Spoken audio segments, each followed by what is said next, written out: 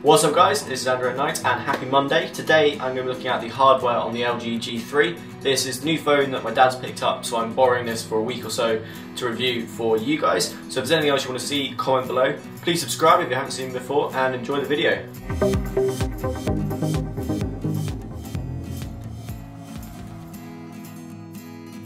The front portion here of the G3 looks like it has a textured design to it, whereby there's loads of little rings, sort of concentric, that start just in between the Smile and the LG, and they sort of go out like a ripple.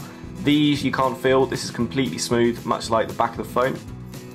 And as you can see, it is a little bit of a fingerprint magnet. I think in gold it's probably slightly better. If this was in black or white, I imagine the fingerprints would be slightly more of an issue. The front of the phone is obviously dominated by its 5.5-inch QHD display. This thing pulls in a pixel density of 534 ppi, which I think is the highest you can get on any phone, tied with the Oppo Find 7, which is one of those phones that I don't think anyone actually has. It's got a resolution of 1440 by 2560 pixels, so it's a really nice display. The bezels on this thing are tiny. This is the best display I've used as far as feeling like you're just holding a display and there's nothing getting in the way. At the top we've got your speaker grille, we've got a notification light in there which you can't quite see, we've got a 2.1 megapixel front facing selfie camera, and we've also got some proximity sensors and light sensors. As the sides of this phone are completely bare, everything that you need is on the back. You've got a power button in the middle. The power button has the same concentric circle design as on the front of the phone, except this time you can actually feel it. It's then flanked by these volume buttons which have got a sort of really nice, easily feelable matte kind of texture to them that is really good at picking up little bits of dirt, so nice one on that, guys. The LG logo here is laser embossed, so you can't feel it.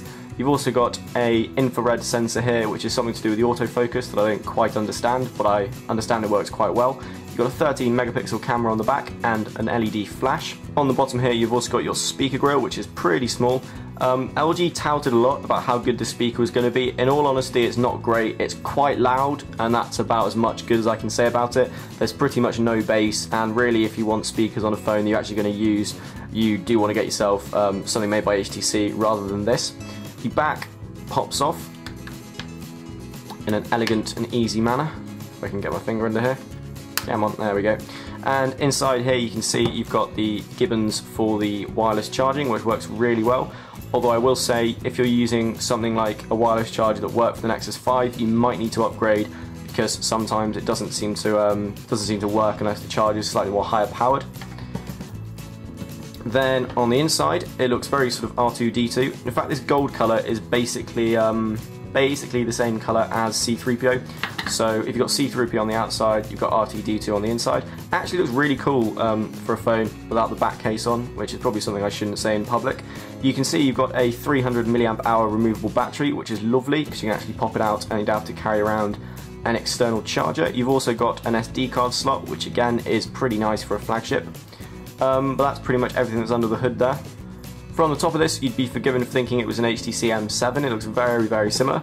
You've got an infrared port here, or an infrared sensor. You've also got one of your microphones. On the bottom of the phone, again, looks very reminiscent of the M7, which is a good thing. I like the design on the M7, and I really like the design on this. You got your 3.5mm headphone jack, your micro USB port, and another microphone. Now the sides of this, because they don't have any buttons on, are really thin. The phone is a big phone, there's no getting around that. As I said, the PPI on this screen is absolutely out of this world. We're sort of shooting for realms where we're not quite sure if the human eye can actually determine it. I mean, Steve Jobs said, I think it was like 320 PPI, and we're now sort of 200 more than that. But whatever everyone says, this screen looks absolutely fantastic. I've heard a lot of people complain about the viewing angles. Obviously, if you've got a window there, it doesn't quite work. But if I go the other way, I mean, it's not fantastic. It's not as good as something, say, the S5 or the M8, but it's not poor. There's definitely no reason to kick up a fuss about it, and I think it's one of those displays, or one of those things where we've got to the point where every display is so good, we are really starting to nitpick.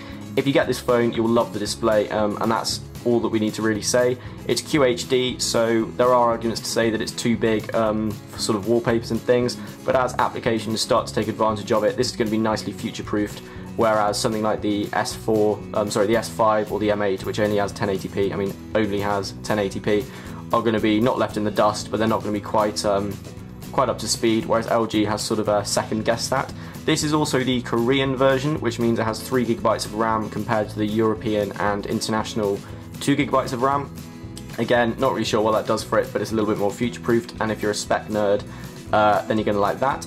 It's also got a 2.5 GHz quad-core processor, which is buttery smooth. I had a lot of people complaining about UI lag, but if you install something like Nova Launcher, this feels just as quick as any other flagship, which is to say there's basically no discernible lag.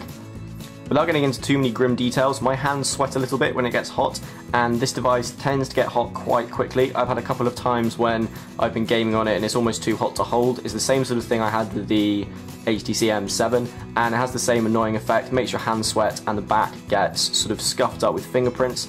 The other thing with this is when it gets moist, it gets really slippy. Woof. So it's quite easy to drop this phone if you've been using it a lot or using it in the sun. That's also not made better by the fact it's so skinny, and just the texture on the back, it looks like fake, or it looks like brushed aluminum, but it is just a plastic composite, and it is pretty slippery. So that's one negative I can say, although if you chuck this in a case or you're just careful with it, I assume you're not going to have too many problems.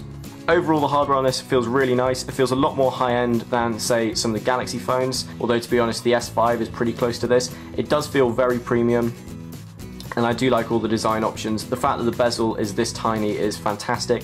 It's been something I've been looking forward to for a while, to have phones without the huge bezels.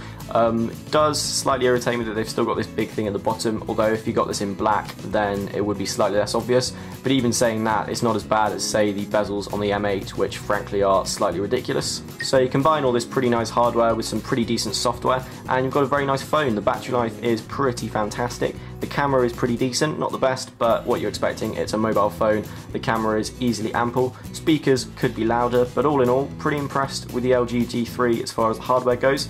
I hope you enjoyed that, guys. Please like this video if you liked it. Again, please subscribe if you haven't seen me before. You can also follow me on all my social media-y things on the links in the description, and I'll see you guys on Wednesday. Peace.